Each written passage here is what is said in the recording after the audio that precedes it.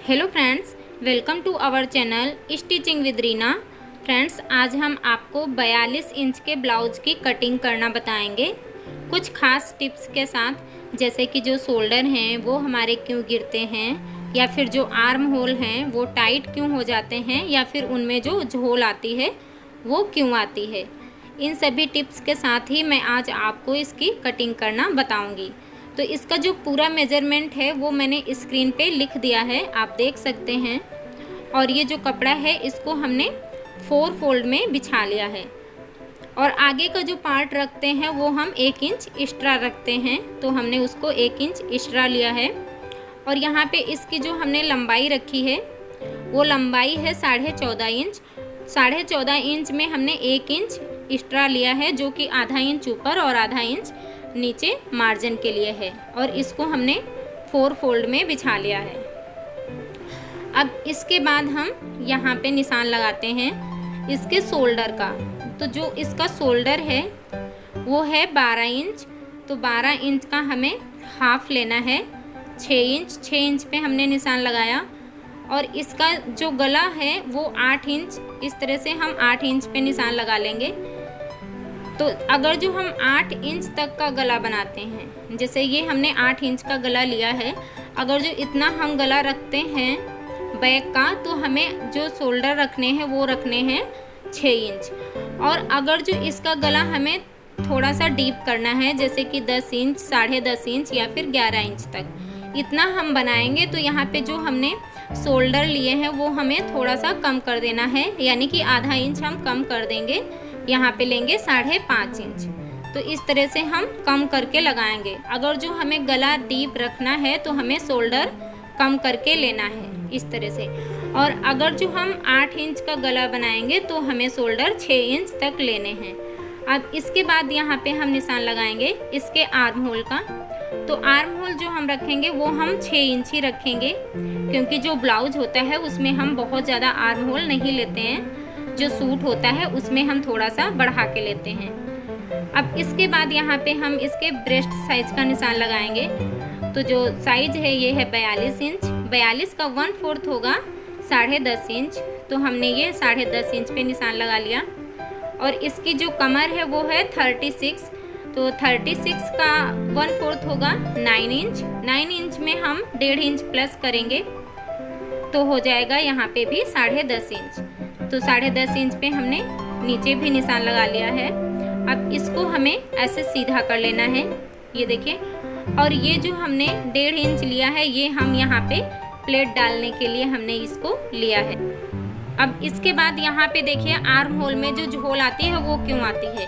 हम अक्सर इस तरह से शेप दे देते हैं आर्म होल का, ये देखिए, इस तरह से हम शेप देके इसको कट कर देते हैं, जो कि ये जो शेप है ये बिल्कुल गलत है, ये सही शेप नहीं है।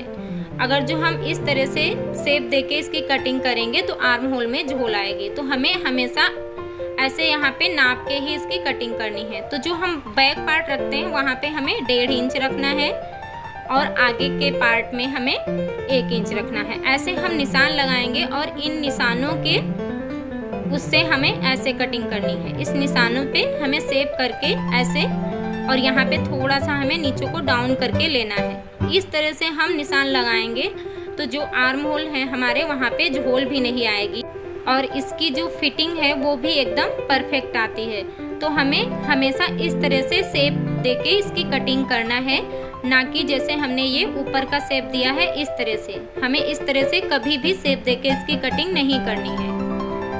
अब इसके बाद हम यहाँ पे इसके टक्स पॉइंट का निशान लगाते हैं। तो जो हम टक्स पॉइंट रख रहे हैं वो हम रखेंगे 10 इंच। आपका जो भी ब्लाउज़ का नाप है आप उसका नाप ले लीजिए, आप नाप के अकॉर्डिंग ही लगा सकते हैं। और अगर जो आपको ब्लाउज़ का नाप लेके ब्लाउज़ की कटिंग सीखनी है तो उसका लिंक आपको आई बटन पे मिल जाएगा, आप वहाँ से ब्लाउज़ से नाप लेके भी ब्लाउज़ की कटिंग करना सीख सकते हैं। अब यहाँ पे ये देखिए, यहाँ पे एक हम टक्स पॉइंट का निशान लगाएंगे। ये हमने यहाँ पे 2.5 इंच का निशान लगाया है। अब इसके बाद इसी निशान से हम 2.5 इंच एक नीचे को निशान लगाएंगे, और यहाँ पे हमें जो दूसरा टक्स पॉइंट है वो लगा लेना है इस तरह से। और इसके बाद ये जो हमने निशान लगाया है इसी निशान से हमें फिर 2.5 इंच पे ऐसे एक निशान लगा लेना है, और यहाँ पे जो हम निशान लगाएंगे ये जो है यहाँ पे इस तरह से एकदम डाउन करके हमें निशान नहीं लगाना है। इस तरह से जो नीचे को डाउन करके लगा देते हैं वैसे नहीं लगाना है, हमें इस तरह से हल्का सा स्लैंटिंग लाइन में लगाना है। इस तरह से बहुत ज़्यादा स्लैंटिंग लाइन नहीं करनी है इसको। अब इसके बाद यहाँ से भी हमें ऊपर को 1-2.5 इंच पे निशान लगाना है और यहाँ पे हमें एक और टक्स पॉइंट डाल लेना है। ये देखिए इस तरह से हमें टक्स पॉइंट के निशान लगाने हैं जो कि बिल्कुल परफेक्ट आते हैं। ये देखिए हमने ये निशान लगा लिए हैं और यहाँ पे जो हम प्लेट डालेंगे तो हम यहाँ पे 1.5 इंच की ये नीचे की प्लेट डाल लेंगे। तो यहाँ पे भी हम निशान लगा लेते हैं। ये देखिए अब इसके बाद यहाँ पे हम इसके गले का निशान लगाएंगे। तो जो गला हम रखेंगे वो अभी हमें आगे के पार्ट के हिसाब से इसकी कटिंग करनी है। तो जो हमें आगे का गला रखना है वो हमें रखना है 6.5 इंच। तो हमने 6.5 इंच पे निशान लगा लिया। अब इसी शेप में हमें इसकी कटिंग कर देनी है। तो अभी हमें ध्यान रखना है ये जो आर्म होल कट करना है ये हमें बैक पार्ट के हिसाब से कट करना है। अब यहाँ से हमें इसके शोल्डर भी कट कर लेने हैं और यहाँ से हम बैक पार्ट को निकाल देंगे और जो आगे के पार्ट का आर्म होल की गोलाई थी उसको भी हमें कट कर लेना है। तो ये देखिए इस तरह से हमने इसको कट कर लिया है, लेकिन जो हमें शोल्डर डाउन करना होता है वहाँ पे अभी हमने कोई कटिंग नहीं करी है। तो यहाँ पे मैं अक्सर क्या करती हूँ, मैं यहाँ पे इसको डाउन करके कट नहीं करती हूँ, इसमें मैं सिलाई लगाती हूँ। तो अगर जो हम 7, 8 या फिर 8.5 इंच तक गला रखते हैं तो हम आर्म होल की तरफ इस तरह से डीप करके इस तरह से सिलाई लगाते हैं। ये देखिए आर्म होल की तरफ हम मार्जिन ज़्यादा रख लेते हैं और जो गला है उस तरफ हम कम रखते हैं। और अगर जो हमें 10 इंच, 10.5 इंच या फिर 11 इंच तक गला बनाना होता है तो फिर हम गले की तरफ इस तरह से डाउन करके सिलाई लगाते हैं। इसको हम बाद में कट कर लेते हैं अगर जो ज़रूरत पड़ती है तो, नहीं तो मैं ज़्यादा कट नहीं करती हूँ। आप चाहें तो कट भी कर सकते हैं। अब इसके बाद ये देखिए मैंने ये बैक पार्ट ले लिया है। इसका जो हमें गला डीप करना था उसको भी हम यहाँ पे ऐसे निशान लगा के इसको भी हम कट कर लेंगे। तो ये देखिए इसकी भी हमने कटिंग कर ली है। अब इसके बाद ये देखिए हमारे पास ये जो कपड़ा बचा है इसमें हम इसके आस्तीन की कटिंग करेंगे। तो यहाँ से हम इसको बराबर कर लेंगे और इसको हमें 4 फोल्ड में बिछा लेना है। अब इसके बाद यहाँ पे हम इसका निशान लगाते हैं। तो यहाँ पे हम नाप के देख लेते हैं। तो अभी यहाँ पे ये देखिए यहाँ पे थोड़ा सा कपड़ा जो कम पड़ रहा है, तो ये जो हमारे पास कपड़ा है इसको हम ऐसे 4 फोल्ड में करके यहाँ पे ऐसे रख लेंगे और यहाँ पे ऐसे रख के हम इसकी कटिंग कर लेंगे और इसे हम बाद में सिल लेंगे। तो हमें जो आस्तीन की लंबाई रखनी है वो रखनी है 5 इंच। तो 5 इंच पे निशान लगाएंगे। इसके बाद हम 1 इंच मार्जिन ले लेंगे, आधा इंच ऊपर के लिए और आधा इंच नीचे की सिलाई के लिए। अब इसके बाद यहाँ पे हमने लंबाई का निशान लगा लिया। अब इसके बाद यहाँ पे हम 9 इंच पे एक इस तरह से निशान लगा लेंगे। अब इसके बाद यहाँ से हमें नीचे को निशान लगाना है 2.5 इंच पे। तो ये हमने 2.5 इंच पे निशान लगा लिया। अब इस निशान को भी हमें सीधा कर लेना है। ऐसे हम यहाँ पे इसको सीधा कर लेंगे और इसकी जो मोहरी रखनी है आस्तीन की वो हमें रखनी है 7 इंच। तो यहाँ पे हम 7 इंच पे निशान लगाएंगे। ये हमने 7 इंच पे निशान लगा लिया। अब इसके बाद यहाँ से हमें आस्तीन का शेप दे देना है। तो इस तरह से हम इसके आस्तीन का शेप दे देंगे।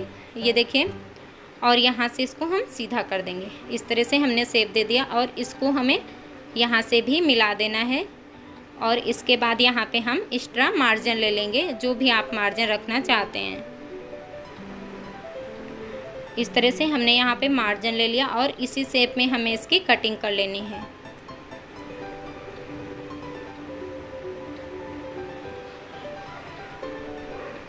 इसको भी हम अलग कर देंगे। तो ये देखिए इस तरह से हमने इसकी कटिंग कर ली है। ये हमारी आस्तीन हो गई और ये हमारे दोनों पार्ट हो गए। और इसके बाद ये देखिए जो गले का पट्टी निकली हुई थी इसको भी हम बीच से कट कर लेंगे। ये जो पट्टियां हैं ये हमारे आगे के पार्ट में हाई हुक के लिए हो जाएंगे। तो ये देखिए इस तरह से हमारे ब्लाउज की कटिंग हो गई है। आशा करती हूँ कि आपके लिए ये जो वीडियो है यूज़फुल होगी। वीडियो पसंद आए तो प्लीज़ लाइक, शेयर और सब्सक्राइब भी करिएगा। Thanks for watching.